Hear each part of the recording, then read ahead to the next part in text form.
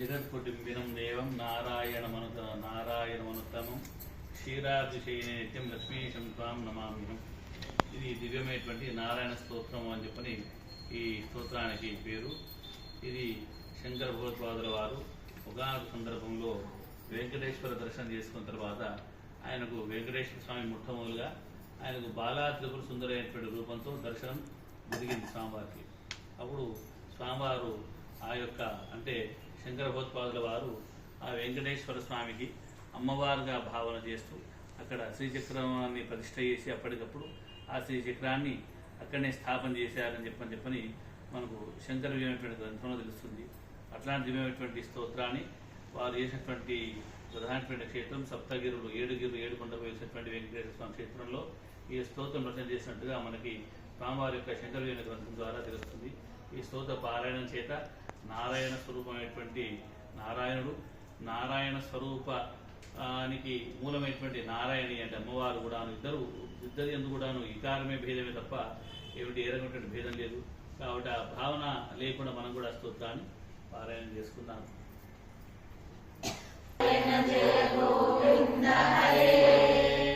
Narayana